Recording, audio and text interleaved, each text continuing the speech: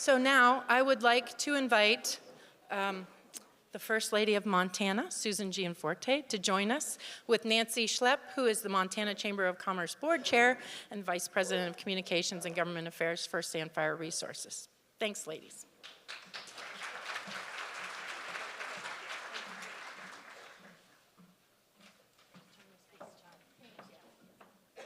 They're on.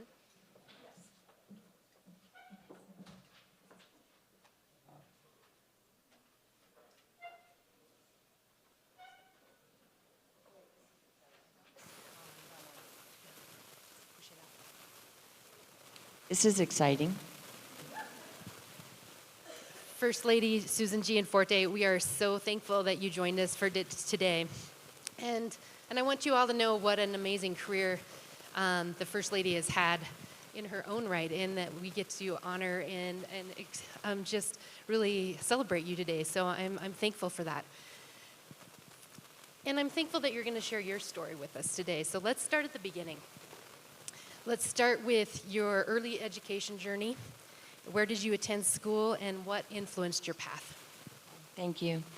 I'd like to back up just a tad to, my parents were German immigrants to New York City, and unfortunately my dad passed away when I was a year old, so I actually went back to Germany to live with my grandmother while my mom worked during the day and went to secretarial school at night.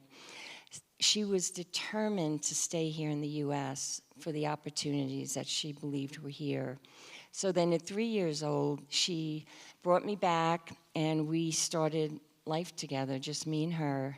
I went to a nearby Lutheran school through 8th grade, and then she remarried and I went to a very large public New York City high school. But they did have one of the first computer science classes in the entire city. And we actually used a paper tape. I don't know how many of you are old enough to remember that, but that was the first thing that you did with computers, and then it went to computer cards, which a big influence was a guidance counselor who suggested engineering for me. And she said, I was like, well, what would that be? And she said, if you like math and science and you like solving problems, engineering would be great. And I was like, that fits me perfectly. So I got accepted to Cornell and got my mechanical engineering degree there. Took a computer science class there too, decided that was not exactly for me. But we graduated to cards, so at least if you messed up, you only had to replace one card, not a whole tape. But yeah, it wasn't that long ago. So that's my kind of a little more background. And so after Cornell, you went on to get your master's.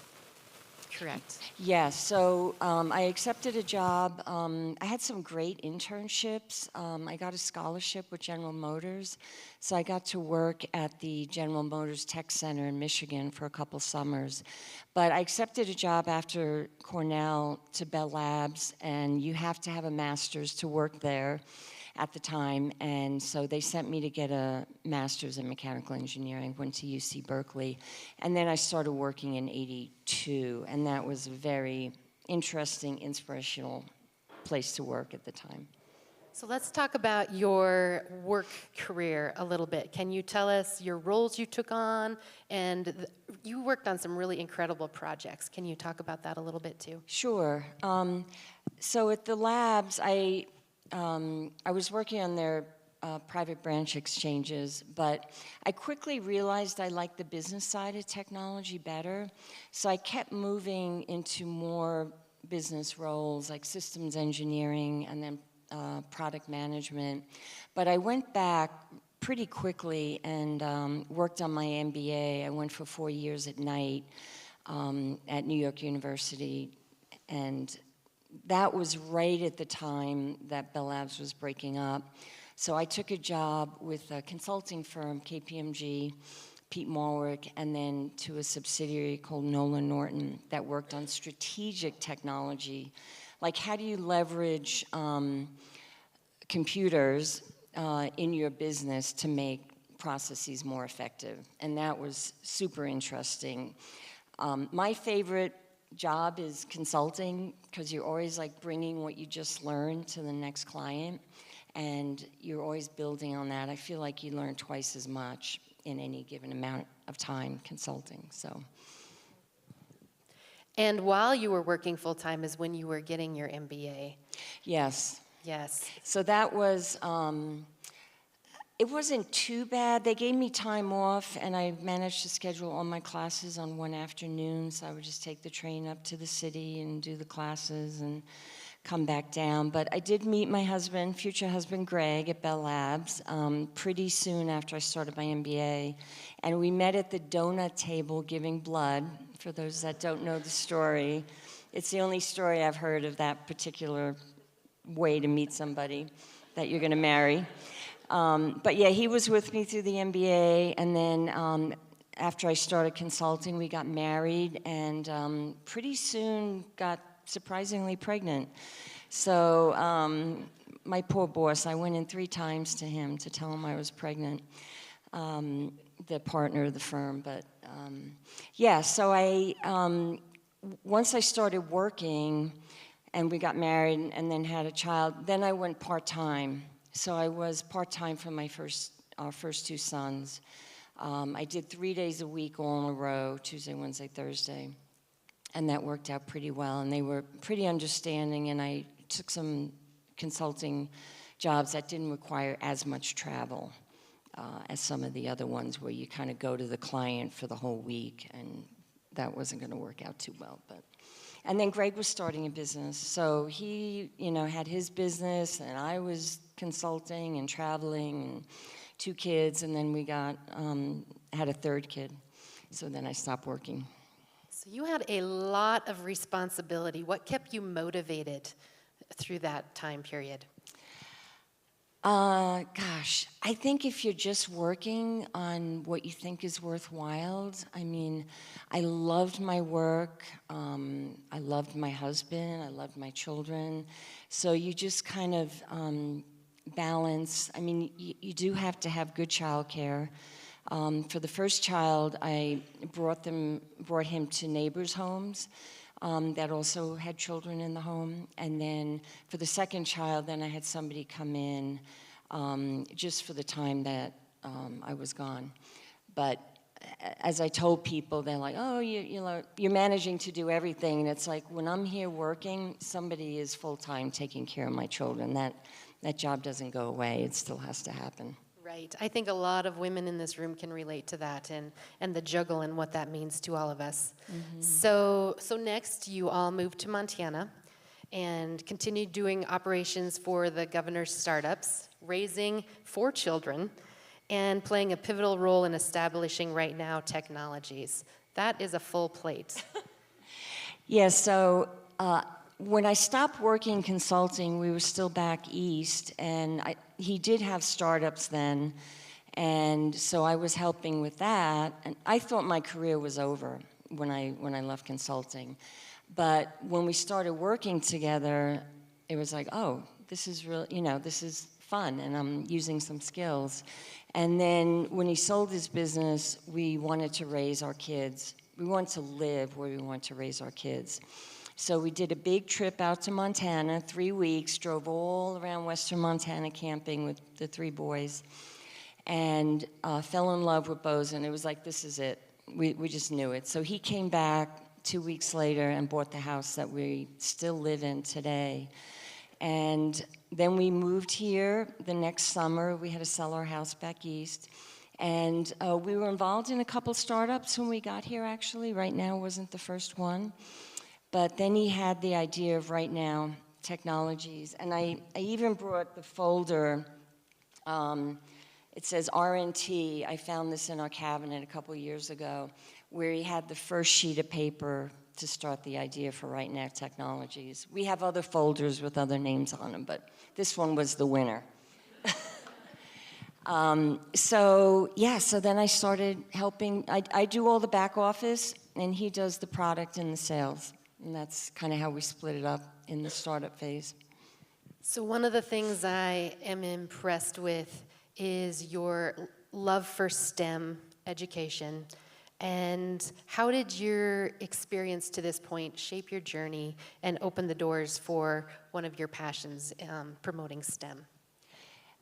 So my engineering degree totally changed the trajectory of my life. From growing up with a single mom, lived in a one-bedroom apartment in Astoria, Queens. The career opportunities, the people I met, was just absolutely life-changing. And then getting further degrees, and it felt like whatever I was working on was opening the door for the next thing that was going to be in front of me. So I'm very passionate about people, but especially women, because our percentages are still really low for women doing engineering degrees and computer science degrees. But if it's a fit for you, like it absolutely was for me, it's just an amazing career opportunity.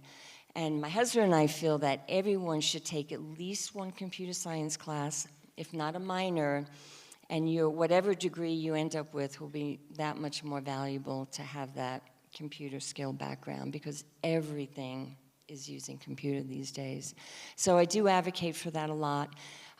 Just going back to right now, so we quickly grew to the size of the company that he had in New Jersey, which was 70 people. That took like 2 years.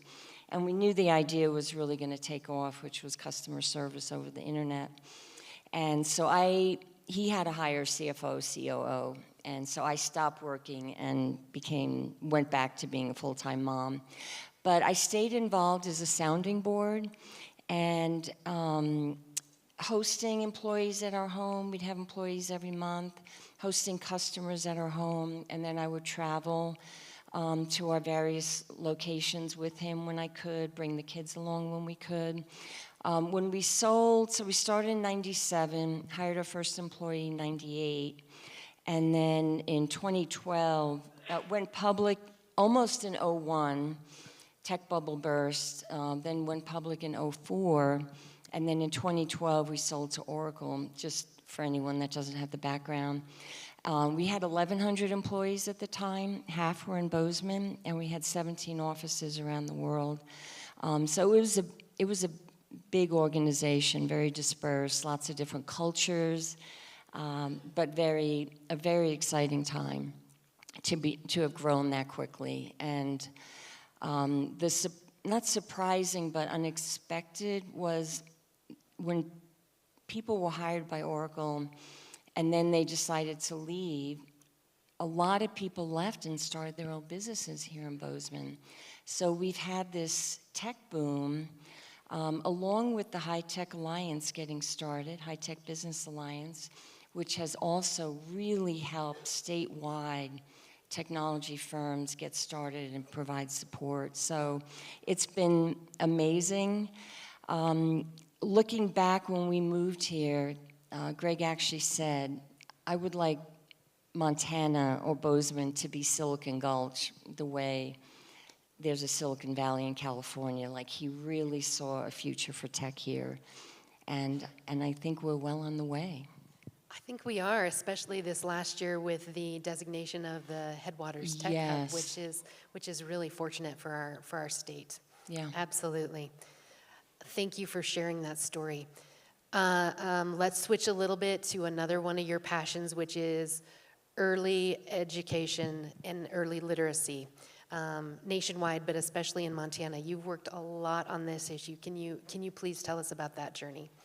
Yes, so when you become First Lady, which for us is a second career, you're supposed to have an initiative. So I was thinking about it, and I talked to First Lady Fran DeWine in Ohio, and she mentioned she had brought Dolly Parton's Imagination Library to Ohio, and I was like, that's what I want to do. The program provides a free, high-quality book every month delivered to a child's home from 0 up to age 5, so that when kids get to kindergarten, they've already had a lot of books in the home. They'd been read to by their parent or sibling or caregiver.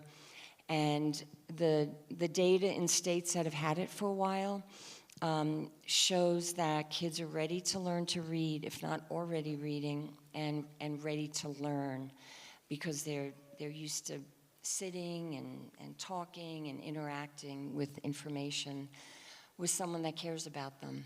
So I found out what we had in place. It was about 15% of the eligible kids were getting books.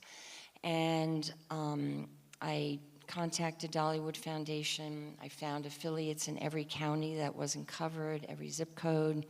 And then, probably most importantly, I raised all the money to support the program so that the county, the affiliates did not have to worry about raising the money. That just do the outreach, just get the kids signed up, let's get books to them as soon as possible.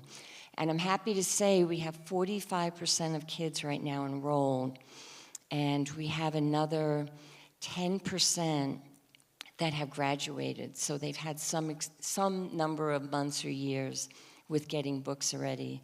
So I'm hoping for really good stories and some data from kindergarten teachers about how great the kids are that are showing up in school these days, or very soon.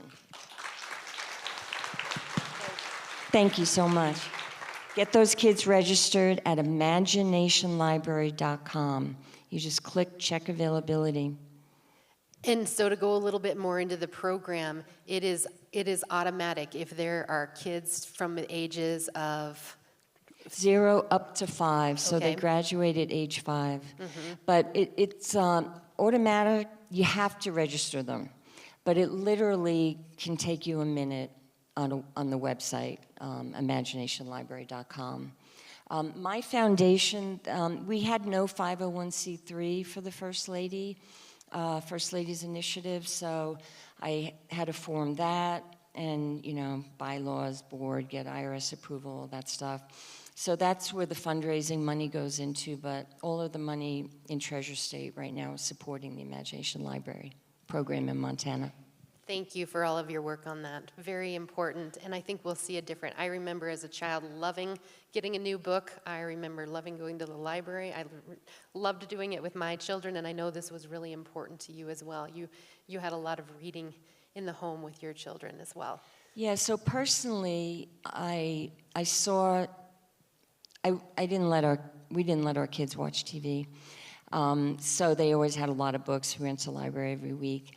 But they were so well prepared when they got to school that I would like every child to have that opportunity of being as prepared as they can be by having read to. And then again, I mentioned other states have some great data on how beneficial the program is for reading readiness. Let's switch gears a little bit and talk about recreation and your love for the outdoors. You have such drive, such love for family and the outdoors, and you've combined all of those. How have you been intentional in creating balance and sharing this love of the outdoors with your family?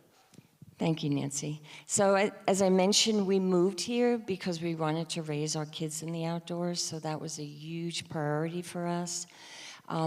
One thing we did was in the summers, instead of taking a 1 or 2 week vacation, Greg took every Friday off so that we had 8 3-day weekends. And so in May, we would plan every weekend so that it wasn't like Friday came and it's like, oh, where are we going to go? I could get ready, have all the gear laid out for 6 people. I did have a daughter when we got to Bozeman. I was pregnant when we moved here, so that's the 4th one. So she's a native Montanan. She's very proud of that. But so we made it a priority always. We did a lot of backpacking, a lot of rafting, you name it, horseback riding. We got horses, and we honestly have really experienced the outdoors. And fun story, we're very good friends with Senator Daines and his wife. They have 4 kids, our kids' age. So the 12 of us every summer would do a backpack trip, and as the senator jokes, now we would have had to have an environmental impact study for 12 people to go en masse, but that was super fun. So it's fun going with other families too, if you get that opportunity. And you and the governor still do this, the two of you, on a regular basis. We still do some pretty major hikes. We've been exploring the Anaconda Pintlers last summer. We went on one hike that we thought was going to be 2 or 3 hours. It ended up being 8 hours. Needless to say, we ran out of water. But yeah, we do really like getting out. And we have a 2-man kayak. So 2 summers ago, inflatable kayak, we floated from the Canadian border of the North Fork of the Flathead to the confluence where it joins up. I think it's Blankenship Bridge, confluence with the Middle Fork of the Flathead. So it was a 4-day float, and we saw nobody else camping. We saw some day floaters, a few, but there is so much space in Montana to go explore. It's so beautiful. Oh my gosh, so you probably had areas on that float that you had no cell coverage as well. Beautiful. No. We really should have it. We have, security makes us carry a spot. So every night we press OK, and in the morning, and then if something happens, we can press, please get us now. So we have that, but we've never had to use that function. I love that this is part of your life. So looking back, what are you most proud of, whether it's in your personal life, your professional journey, or philanthropic work, or maybe all of them? What are you proud of? Well, personally, getting my engineering degree was really hard. I didn't have a great background. I just wasn't that well prepared for college. So that was a big thing. And then professionally, I really loved my consulting career, and I really loved starting the business with Greg and just seeing all that it became for our employees and our customers and Montana, Bozeman in particular, and Montana more broadly. Just to show that you could build a really big company, successful company in Montana while still enjoying everything that Montana has to offer. Like, it's not an either or. So that was a really big success. And then philanthropically, we love supporting the organizations that are doing really great work through our foundation. It's our 20th anniversary this year. When we went public in 2004, we put a large bulk, half of the assets actually, into the foundation. And to date, this is a big number, but between the foundation and our personal giving, we've invested $200 million, mostly in Montana. Yeah. Thank you for that gift of paying it forward. I think that the paying it forward and volunteering is something that we're losing a little bit in society, and you just really have embraced that and are a wonderful advocate. So thank you so much for what you've done. How are we doing for time? We've got 5? Okay, so we have one of the things I'd want to ask as we're winding down is you and Governor Gianforte would like to donate the Samuel T. Hauser House to the state of Montana that you live in. Can you share why this is so important to you? Yes, so we like being hospitable. We like having people in our home. The food is very important to us as well. So we've been to many governor's mansions, and many are beautiful historic buildings, and we would like Montana to have that same kind of beauty, because we do have some beautiful buildings in Helena, and so we bought a beautiful home, and we'd like future governors to be able to enjoy it. It has beautiful entertaining space. It was built in 1885, and I'm sure the other governor's residence can be repurposed. Thank you for this gift to Montana as well. One of the things I loved that I learned about our interview when we were preparing for this is that The First Lady has a love of cars. Can you tell us a little bit about this passion? It must be why I went to mechanical engineering. So I did take auto shop in high school, along with typing and sewing and honors classes. Yeah, it was a very broad range. The typing was probably most helpful, actually. But yeah, and then I always hung out with the guys working on cars in high school, and yeah, just it took me a long time. So I had a 356B Porsche. I bought one when I was in California, Berkeley, and then I had an MGB. But the governor waited, or I insisted he waited till I was much older to get a really fast car, because I was worried I might hurt myself. That right foot just is very attracted to that gas pedal. I can relate to that. So as we wrap up, what advice or words of wisdom would you like to leave with our amazing audience today? Oh, there's so many things.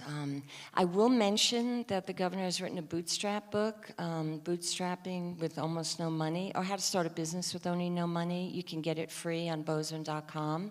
Just put your name and address in. But I would say everyone has 24 hours in a day. Everyone right up to the President of the United States. So make the most of it every day, and that's kind of how I like living my life. I feel like I work really hard. I'm very driven, but you just never know how much time you're going to have to be a positive impact, have positive impact, and be a positive influence. And then another thing, and this relates to women and more parity, is we have a phrase in our family, no ask, no get. So don't be afraid to ask for an opportunity, ask for a raise, ask for a promotion. It's something that women could be better at. And in fact, my daughter, when she went to college, they actually had them take a class on negotiating, like first job offers, specifically for women, because anyway, don't feel like you can ask your friends and colleagues for negotiating salaries and opportunities. I would also say, hard work is just critical. Ideas are easy. Execution is really, really hard. It was really, really hard to build technologies from a piece of paper in a folder to 1,100 employees worldwide, having just a huge impact. We were in the 100th largest websites in the world at the time, because so many people were using the customer service to get their answers for products. First Lady Susan Gianforte, this has been such an honor. Thank you for your time today. Thank you for sharing your journey with us and giving us such wisdom. Let me please ask everyone to help me thank her for this wonderful topic. It was my honor. Thank you.